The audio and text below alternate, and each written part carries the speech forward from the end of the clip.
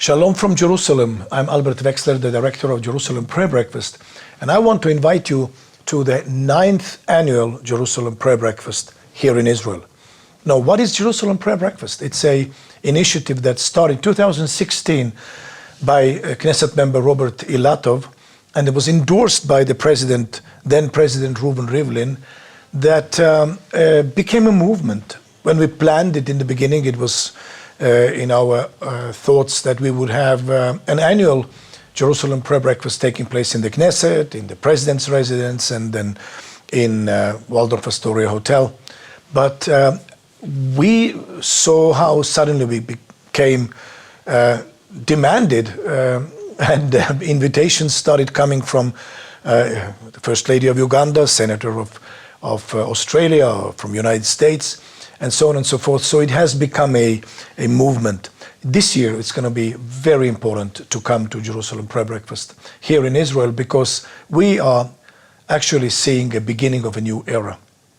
We saw how the borders of Israel were almost as erased by an invisible hand in the north, in the south, and it's a very volatile situation in many ways. At the same time, Israel has become stronger than ever.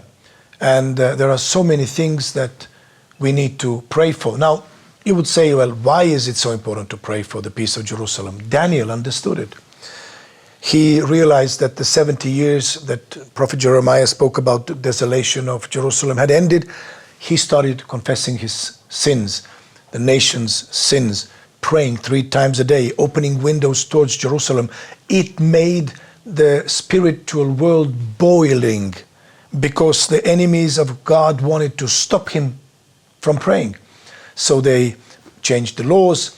He ended up in the lion's den. He walked out of the lion's den, and the king changed the laws of the land so that everybody had to fear the God of Daniel. But more than that happened. The temple was rebuilt, and many things were set in motion. So don't think that praying for Jerusalem is a small thing. It's one of the greatest things, because it's so much on God's heart, what is happening in this city.